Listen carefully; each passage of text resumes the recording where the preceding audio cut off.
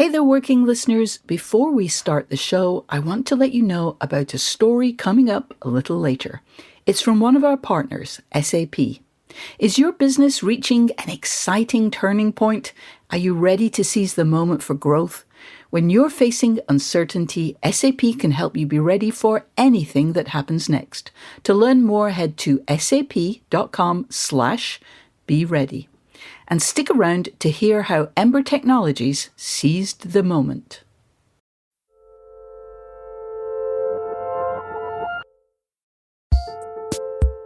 Welcome to Working Overtime, the advice-focused Andor to Working's Rogue One. I am your host, Isaac Butler. And I'm your other host, Nate Chinen.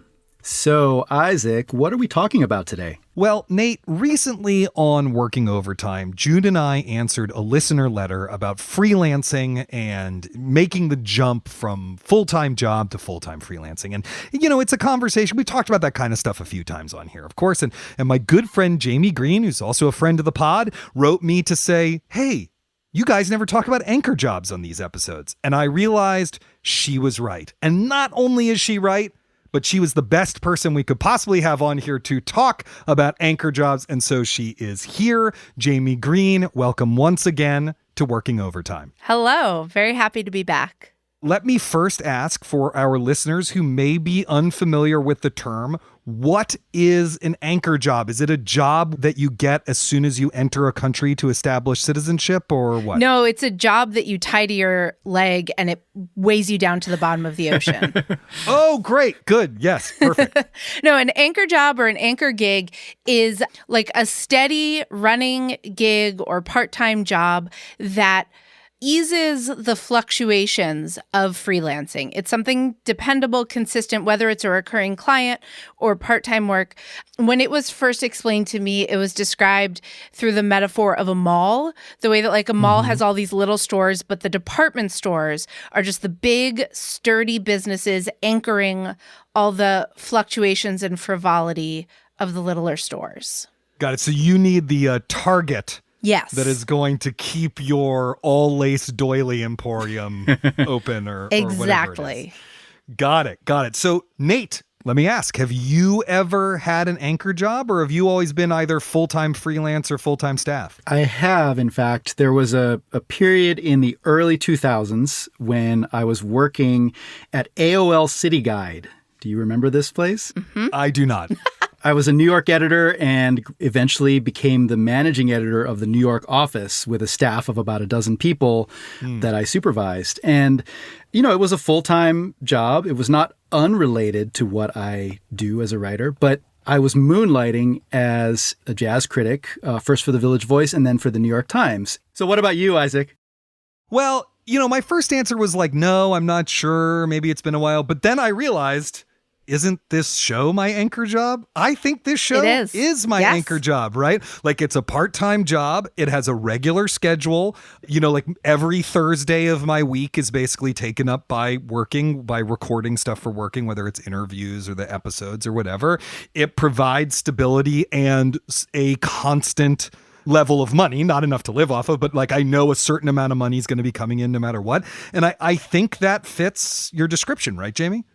Absolutely. And I think you also had a think tank job. Yes, that was part-time that too, was a right? long time ago. Yeah, that was a half-time job where I was doing communications and strategy for an anti-racist think tank. And I did that right before I went to grad school and then after I went to grad school, if I remember correctly. Now, Jaime, I will say, though, I think of you as the queen of the anchor job. I mean, I feel like you have several anchor jobs, or maybe you've just had several in succession, or like I just feel like you're so good at this. So tell me about your anchor job experience. I have always had some sort of anchor gig while I've been freelancing. I've been freelance since 2017 and was terrified of being freelance.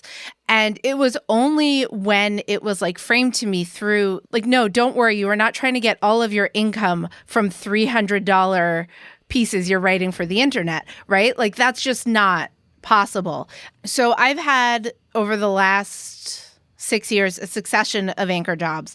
My first one was writing a weekly or fortnightly newsletter for an entertainment startup, which in the way of many tech startups, paid way more than it should have. So that was really nice. Then through you, Isaac, I got my next one, which was doing editing and writing for a different anti-racist think tank. Yeah. Anti-racist think tank. Yeah. And so, I was editing reports for them and helping write grants and things like that. And then my next steady gig was a sort of 10 hours a week editing job for Slate. I was the associate editor of Future Tense, a collaboration between Slate New America and Arizona State University. And so that was my steady bit of income where I knew I had a certain amount coming in. And now I'm adjuncting, and that's, it's not quite the same as an anchor gig, because in some ways an anchor gig makes space for your creative work. Right. And teaching takes up a lot of space, and I'm doing teaching because I want to be developing that part of my career, but it is steady work. It's a paycheck that is coming in that I can project ahead several months. Like, I am not freewheeling, spontaneous, devil may care sort of person. I need stability. I want to know what my income is going to look like 6 months from now. I guess I'm series editor of Best American Science and Nature Writing. That is a recurring ongoing gig. So there's also that. And I do also every year do some writing consulting for science grad students at Columbia University every fall. So that is like, even though it's not constant, every fall I know I've got another chunk of work coming in. So yeah, I would say I do have a lot of anchor gigs. Yeah. I mean, one thing you bring up there that I think is really important to highlight is that we do have this image of the freelance artist, the full-time freelancer, the artistic type, maybe in a caftan, I don't know, but sort of wafting from job to job, kind of maybe sometimes being about to be kicked out on the street or go hungry, but it's glamorous and they're chain smoking and they're drinking free red wine at literary events or at the salon, and they're finding a wealthy man or woman to be their sugar daddy or mom or, whatever it is. And actually, that myth is complete BS, and you could be a type A left-brained person. And in fact, many ways that will make this life kind of easier, right? Yeah. I mean, people are like, how do you make sure you have enough money coming in? I'm like, I have a spreadsheet. Yeah. The same way everyone else does. Project out all the way. And, it's also in thinking about like our idealized visions of what it means to be a successful freelance artist. I was thinking about how when I was a kid and really into theater, I thought that an actor was only successful when they were on Broadway, which is just like so foolish, because now I know that like there is great art happening off Broadway. You probably can't make a full-time living from it, but like being on Broadway is not any sort of like important threshold. There's a lot of kinds of theater that don't happen on Broadway. And I think it's a similar thing for being a freelance artist. It is not a sort of reasonable goal to say, I will be successful when I make all of my money from my art. Right. That's just almost no one gets to do that, whether you're a novelist or a musician or a freelance writer or a journalist. It was so helpful to me to realize that that wasn't the goal and that wasn't the metric of success. Well, this is amazing, and we will have much more to say about this subject right after this. This podcast is brought to you by Slate Studios and SAP. How do you know when to seize the moment for growth? When the opportunity arrives, you need to be ready. That means future-proofing your business with a technology partner, like SAP, and embracing AI with confidence. My name is Kavita Ganesan. I'm the author of The Business Case for AI, and I advise leaders and tech teams on how to go about their AI initiatives. AI is a special type of software automation which tries to solve complex problems, like it can ingest lots of data and then render one decision. Companies have barely scratched the surface with AI. If you take an industry like supply chain, their data is all over the place. You have data in procurement, you have data in sales, you have data in manufacturing. So you need a single platform to bring all of that data together and help analyze that data. Companies are slowly going to start integrating AI into their workflows. That will change the whole business landscape. So instead of doing all the low-level work, people will be the data creators for AI systems. Having AI in the loop will help businesses become more sustainable over the long term, survive different problems, shutdowns. So I'm excited about the prospects of that. Relevance, reliability, responsibility. Future-proof your business with SAP Business AI. Head to sap.com/be ready to learn more. Labor strikes, climate change, your crappy office printer. What do they have in common? Come on, it's all about the money. Economics is everywhere and everything, fueling our lives even where we least expect it. If you're a fan of working and are curious to learn something new and exciting about economics every week, check out the Planet Money podcast from NPR. Planet Money is a different kind of world where the complex economy actually makes sense, where human stories supersede abstract theories. Listeners can learn, laugh, and be entertained. It's econ, down to earth. Planet Money answers some of life's burning questions. Will AI take our jobs? Is fancy vodka just fancy marketing? Why are Christmas trees so damn expensive? The Planet Money team lives to tell a good story in around 30 minutes. It's econ for the rest of us. Tune in to Planet Money every week for entertaining stories and insights about how money shapes our world. Stories that can't be found anywhere else. Listen now to Planet Money from NPR, wherever you get your podcasts. Hey, listeners, just wanted to remind you that we love hearing from you. Do you have a question that needs answering, advice you want to give or receive, guests you'd like to hear from? Well, drop us a line. We are at working@slate.com, or you could give us a call at 304-933-9675 and leave a message. That's 304-933-WORK. We are back. Now, Jamie, of course, it is one thing to say, yes, I will go out and get an anchor gig, which will provide me with stability and some sense of my finances over the coming years. And it's another thing to actually go out and do it. So for someone, one of our listeners maybe who's thinking, maybe I'm kind of ready to make this transition away from full-time work. How do you go about getting one of these jobs? Speaking from experience, I was very lucky that a lot of my anchor gigs came to me through word of mouth. When I was getting let go, when Twitter was still functional, I posted about that fact and sort of word got around and someone connected me with the newsletter company. And so really just like letting people know that you are looking for work, what kind of skills you have, what sort of things you're looking for is really, really helpful. But I also... I found out about the Slate job on Twitter and applied for it. There are part-time jobs. I think it's also worth thinking about how your skills can be used in ways other than making your art. Another one of the sort of reframes of freelancing that made me feel like it was something I could do and wanted to do was when someone told me that they don't think about freelancing as an artistic decision. They think about it as a business decision. It makes room for your art, but it is about saying, how can I use my skills to sort of cobble together or quilt together a bunch of different work that will make me money. And in doing this, I'm giving myself the flexibility to have time for work that's not paid as well, or to do the variety of things that I want to do. At one point when I was freelancing, I was doing science writing and personal essays and reviewing romance novels. There is no single staff job that would have let me do that. So thinking about what are your skills and what other uses can those be put to? So maybe it's editing. I know a lot of writers who do content writing or content strategy for corporations, people who have way more money than the publications who are paying us for our bylined work or our creative work.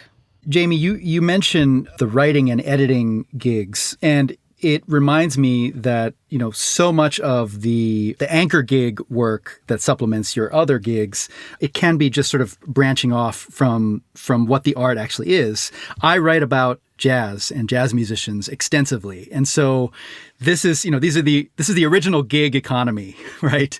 And so many jazz musicians are on faculty at conservatories or they give private lessons. But the teaching thing, I've spoken with a lot of musicians who actually find that working with these young players in this formative stage and being able to sort of articulate how to do this thing, it's actually then fed their art. And so I wonder if you have any thoughts about that, when the anchor gig actually translates into some sort of gain or benefit for your artistic practice. Yeah, absolutely. Because I think in order for an anchor gig to be beneficial, you want it to either, as Isaac said, have a good, income to energy ratio, right? So that you can save time and energy for your personal work.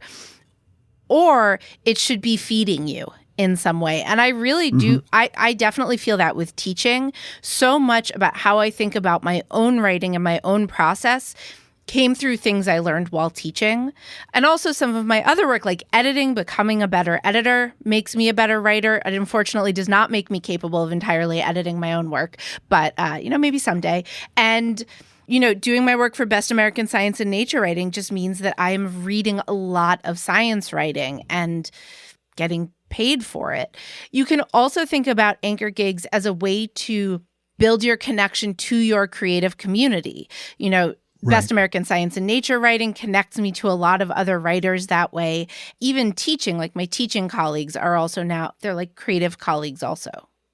I'm curious to ask both of you, what you think are some of the ideal aspects maybe of the anchor job, like for example, working. I really love doing working. It's a great gig, but part of what I like about it is that it is in a creative field, but it does not involve writing, because I feel like, I do some writing of questions or whatever, but it's not actually using those same creative muscles, because I feel like if it did, it would actually kind of blow out my circuits and I would have trouble writing. You know what I mean? And another thing it does is exactly what Jamie was talking about, is that like I'm constantly talking about the creative process, which is really helpful when I'm trying to figure out like the process for my next book, because you have to kind of reinvent it every time, So I'm just curious about your thoughts. What do you think, Nate?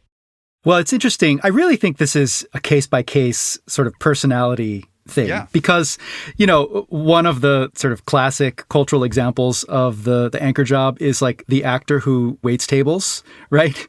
And I'm sure there's so many people in that position who really, like, it is literally just about the paycheck. But there's probably some people who actually get something out of that scenario and would rather be waiting tables than like working in an office. And so I don't know. For me, I do think that if you are spending all of your working hours doing the thing that you then are also trying to do in your creative practice, that is a recipe for burnout. Yeah, and I think it's worth thinking about the difference or differentiating between a day job, an anchor job, and then just like no job, right? Because like a day job would be full time and you're like doing your work outside of that. But with an anchor job, it's like, it's the steady bit of your freelancing is how I think about it. That like on my spreadsheet, it used to be that I would just like every month had a $2,000 built in. And so that was $2,000 of income that I didn't have to find with pitching, with articles, with finding editing clients. So that's a very important component of it, that you can project it forward and that it's pretty stable. People also talk about having anchor clients. These are just clients for whom you're, writing 3 articles a month. And so that's steady. But it can be really helpful to me to think about the middle ground between, say, working, which even though it's not writing, is, I think, Isaac, part of your creative output. And it's bylined and you're like out in the world with it, versus waiting tables, which is just like a part-time job, right? And I think for me, thinking about anchor gigs is like, it really helps if you are not necessarily looking for something that is public facing, that is bylined, that is something you would put on your like website, to show your work. Right. But maybe it's ghostwriting, maybe it's editing, letting it be behind the scenes and letting go of the fact that you're only a successful freelance artist if all of your income comes from your artistic work. That for me was the big turning point. And that's why I actually think it's kind of iffy for me to say that teaching is an anchor job. A, because it is also like a professional thing I'm pursuing. But for me, even when it's going great, does not replenish my energy. It saps my energy. It does not pay very well for the energy or for the hours. And so it's not a great strategic choice. Anchor gigs should ideally make room for your creative work and sort of take some of the pressure of finding income off so that you can write the article that's only going to pay $300 for, 1,200 words or whatever it is to make that space to pursue your art without having to always worry about the money. It's like being your own sugar daddy. Yeah. Yeah, I'm flashing to that image that you gave us earlier of like the anchor tied around someone's leg, pulling them. You don't want that. Yeah. We will talk about some ways it can inadvertently get tied around your ankle after this break. If you like using debit over credit, don't you think it's time to also get rewarded? Well, now you can with Discover Cashback Debit. It's a checking account that rewards everyone with cashback on everyday purchases. Plus, you're not charged any account fees, period. Whether you're moving, starting a new job, or headed into that next stage of life, whatever it is, Discover Cashback Debit is for everyone. Check out eligibility and terms at discover.com/cashbackdebit. Discover Bank, member FDIC. Hey folks, just a quick reminder that if you're enjoying this show, you should do yourself a favor and subscribe wherever you get your podcasts. You'll never miss an episode. If you already subscribe, why don't you leave us a rating or review wherever you get your podcasts? You'll be surprised by how much those little things help us find more listeners. Thanks. Now back to the show.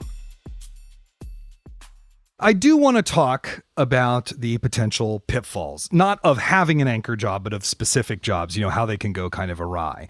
I'll give an example, right? Like sometimes a half-time job is a full-time job that pays half as much. Not even intentionally, it's not even that anyone has any ill will or is trying to take advantage of you. Sometimes it's actually just that you care too much. And so you're thinking about it all the time and it can kind of take over your life. Like I'm someone who has trouble disengaging from things. I commit to things really intensely. And like even getting to the point where I organized this show in such a way that it took up a certain amount of time in my week and not the whole week was challenging when we first started doing it. Jamie, I'm interested, you've been through a bunch of these different jobs. I'm sure this is a challenge you've thought about, reviewing romance novels. You got to read a lot of romance novels, it eats up your TBR pile. How do you think about adjusting your approach or whatever in a way that prioritizes your work the way it needs to be prioritized? Yeah, it can be a real challenge for overachievers and perfectionists and people who seek praise, like accepting the idea of just doing a good enough job and not doing a great job. That's an idea that I encountered from parenting, from the ideas of Donald Winnicott, the idea of the good enough mother. And I take that into everywhere in my life. It's like one of the most therapeutic ideas I've ever encountered. Mm-hmm. And so being aware that you don't need to be the best at your anchor job. You don't need to be amazing at it. You just need to be good enough. But there are jobs where there can be a lot of urgency, and that can be very challenging in a anchor job. When I was doing that writing and editing for my anti-racist think tank, sometimes there were really fast turnarounds and there was urgency and there was high stakes. And that became a challenge because I was like, this isn't supposed to be my number one priority. This isn't supposed to push other things onto the back burner.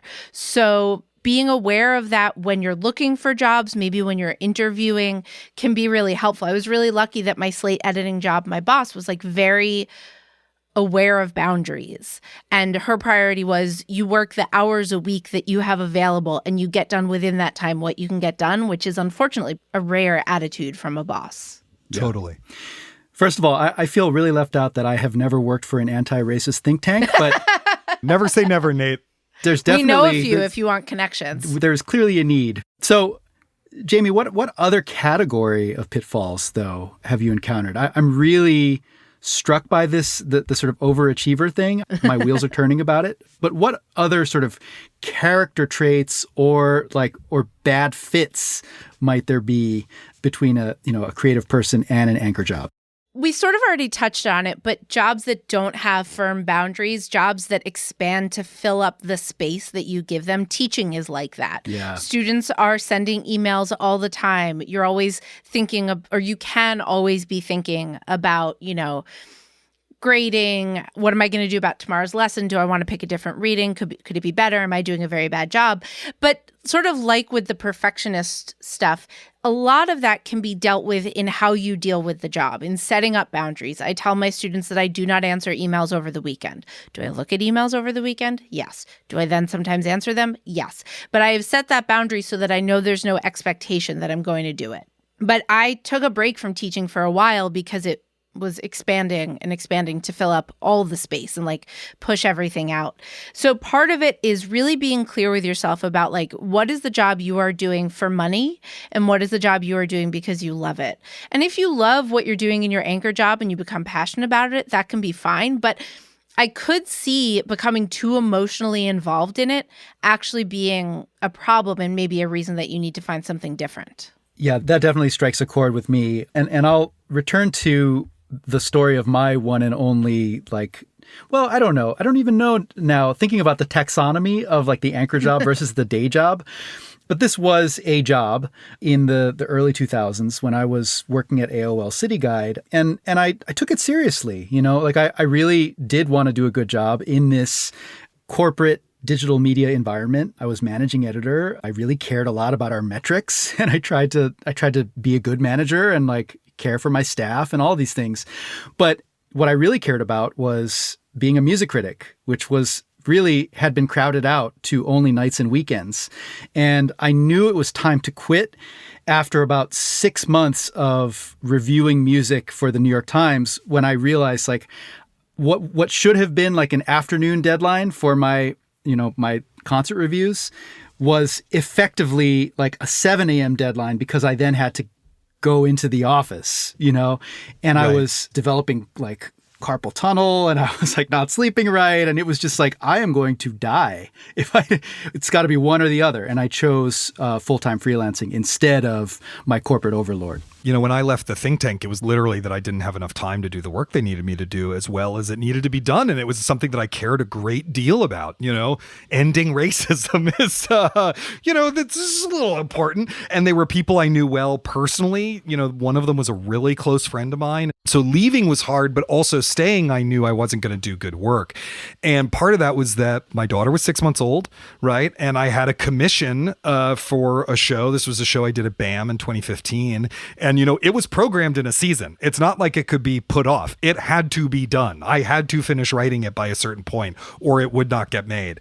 And so it wasn't solvable without me quitting that job. And that was really, it became almost kind of inevitable. What about you, Jamie? I mean, sometimes I know projects end or, something wraps. For you, has it most of the time been a kind of inevitability, or like, I can't keep doing this? I can't read one more goddamn romance novel or whatever it is?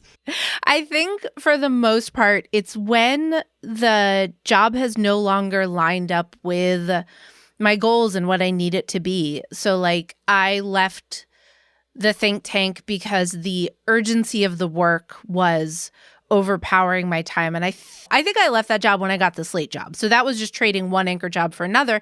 But the Slate job was more public facing, more aligned with the work that I was doing. I think for me, it's been a lot of sort of coalescing my anchor jobs around the focus of my career, which feels like a form of progressing through your creative career that isn't measured in how much of my income is coming from my creative work. But like I stopped reviewing the romance novels because my career was coalescing around science writing and it just didn't fit in anymore. And it was really all I had time to read. And like I love romance novels, but that was a little too much.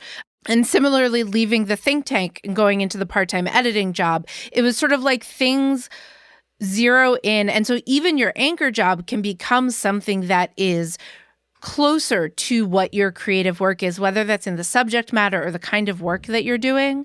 Things just sort of become clearer about the work that you want to do. When I started freelancing, I didn't know that I was going to be trying to write a science book. And then, it just sort of, I was like, oh, I'm figuring out my path. I'm figuring out my vision for my career. And so I was finding opportunities to bring my anchor jobs into closer alignment with that. Well, that's all the time we have for this week's episode. I'd really like to thank Jaime Green for being our guest this week and to tell everyone listening to check out Jaime's book, The Possibility of Life. It's one of the best books I've read this year. If you love aliens, if you love thinking about what is a human being, why does life exist, if you want to learn about what an alien anus might be like, this is the book for you. And before we go, one other reminder, please subscribe to Working wherever you get your podcasts. If you have ideas for things we could do better or questions you'd like us to address, we would love to hear from you. You can send us an email at working@slate.com or give us a ring at 304-933-WORK. If you'd like to support what we do, sign up for Slate Plus at slate.com/working plus. You'll get bonus content, including exclusive episodes of Decoder Ring and Big Mood, Little Mood. And you'll be supporting what we do right here on Working. Thanks, as always, to Kevin Bendis and to our series producer, Cameron Drews, who are not anchors around our ankles, but rather the wind beneath our wings. We'll be back on Sunday with a brand new episode. Until then, get back to work.